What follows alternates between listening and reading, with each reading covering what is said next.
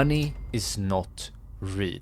There, I said it, but before you think I'm crazy and click away, give me just a few minutes to prove why this is an illusion and why it controls your life. Alright, so let's begin here by answering the question that too many people are either too afraid to ask or just don't want to think about, and that is, what is money really?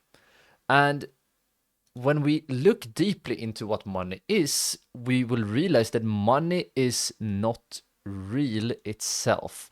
Money is not something in the real that actually exists in the real physical world. Because the only thing that money is actually a shared belief or a story that we all agree on. And now you might say, yes, that's true with our current money because it only exists in the cloud, in the internet, on the internet.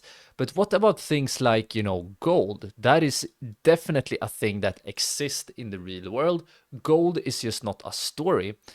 Well, you are correct that gold exists, but the only reason that gold acted as money in the past is because we all agreed on gold being money. If, for example, let's say during, the Roman Empire where they used gold, if, someone cast a spell that made everyone forget that gold is money, let's say during, when everyone was asleep, they woke up and forgot it, then gold would simply not be money anymore because gold only exists as a shared story, something that is shared between humans in our minds. And that is a fascinating thing about money, and the more you think about it, the more fascinating it becomes. And here, historian Yuval Noah Harari calls money a shared fiction that only works because we trust in it. And I think that's a very solid explanation. Yuval Noah Harari has written many books. I have read two. This one you might be familiar with, Sapiens, super famous book, super great one. And more recently, I read this book right here called Nexus. It's basically about the history of information, how humans have used information in the past and been affected by it, and how AI will completely change the game in the future. Fascinating read, but let's not go too much off topic. But here, without the collective belief, money loses all value. It's just paper, numbers, or code.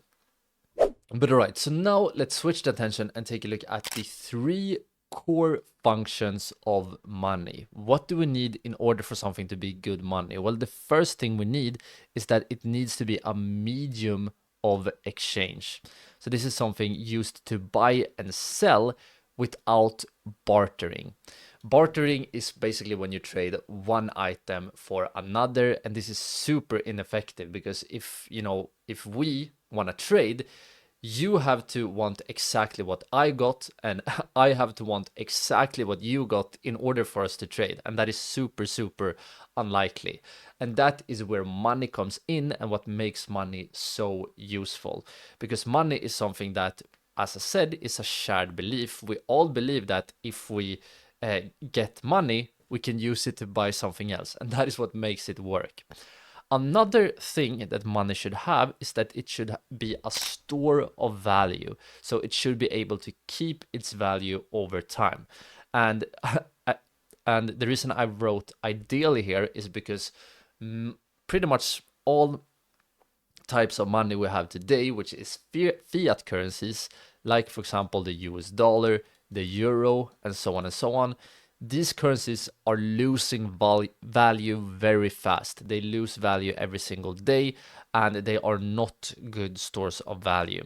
I think the US dollar has lost like 99% of its value in the last century, so it can definitely not hold value good.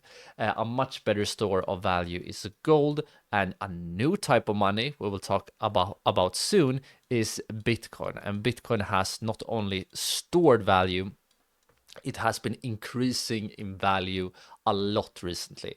So I will talk a little bit about Bitcoin soon. That is a super fascinating chapter. But another thing we need is that it needs to be a unit of account. So it should ideally be used as a standard for pricing goods and services. And that both euro and US dollar are currently units of account, but Bitcoin is not that, at least not yet. But right, so now let's switch the attention and take a very brief look at the history of money. So as I mentioned earlier, trade started here as barter. This is when you trade an item for an item with no money involved.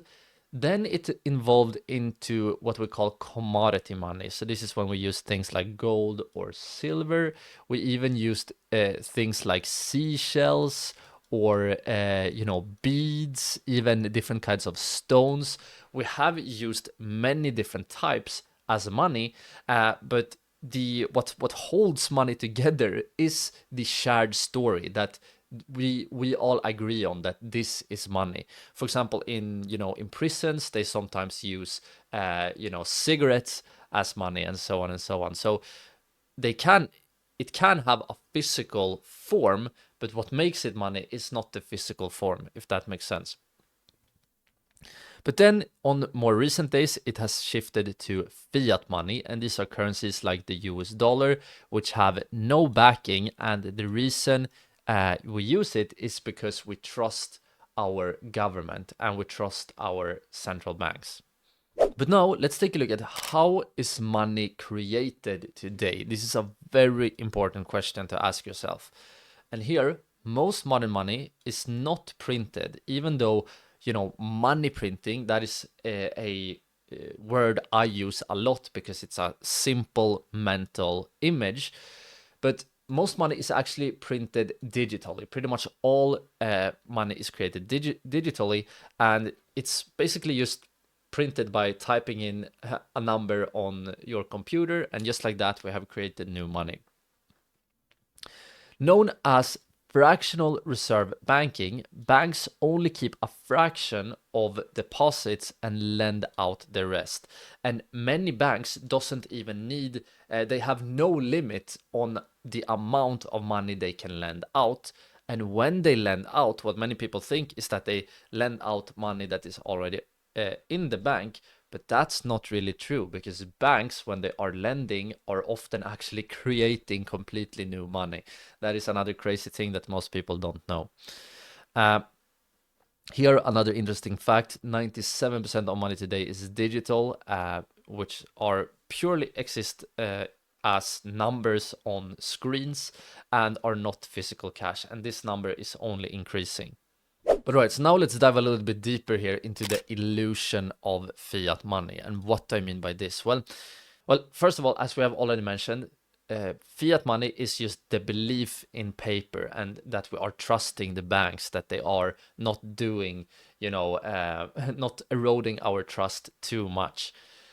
But at the same time, fiat currencies can be created endlessly. There is no stop in how much money central banks and even normal banks can create through things like quantitative easing and so on and so on. In this video, we don't have a lot of time to dive very deep into how money is created. But if you want to learn more about that, I do have a video about money creation and the Federal Reserve. So I highly recommend to check that one out after this video. But just as an example, the US created 3.3 trillion in new money in 2020 alone. And this is like a whole, I think Apple has a market cap of like 3.3 trillion, or even less. I think it's actually less. So the US created basically an Apple in money supply in just 1 year. That's insane, in my opinion. And excessive money printing can erode trust, and we are already seeing this. Remember the inflation in 2020, 2021 especially, which makes money worth less and less. And this lost in trust is the reason behind, for example, the rise of Bitcoin. You can also look at things like gold. Gold is trading at an all-time high. People are losing trust in these fiat currencies. But right, so now let's take a quick look at Bitcoin, which is a new form of money. And what is Bitcoin? Well, Bitcoin is a decentralized digital and capped at 21 million. So this right here is a very important part. There will never be more than 21 million Bitcoins. And it's basically created in response to the fiat money concerns. So when it comes to Bitcoin, no one can choose to print more money. The rules are set in stone, they are fixed, they are equal for everyone in the network. While when it comes to fiat money, the money supply is controlled by a few elites. So that is one thing that makes Bitcoin so attractive to many people. And it's transparent, predictable, and designed to be inflation resistant. And many people, including me, see it as like digital gold. But here, and this is very important, this does not mean that it's not based on belief. Bitcoin is the exact same thing as gold, as the exact same thing as the US dollar. We need belief in order for Bitcoin to exist and work. If everyone tomorrow stops believing in Bitcoin, Bitcoin will be worth nothing. And if that sounds scary, it's not really scary, because the same thing is true with the US dollar. The same thing is true with gold. It's always about collective belief. But when it comes to Bitcoin, it's belief in math and code and not institutions like central banks.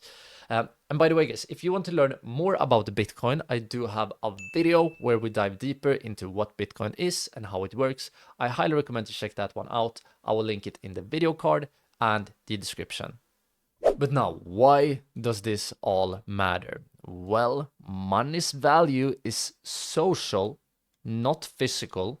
This is important to realize. But physical parts of money can help reinforce the sort of social contract or the illusion we have.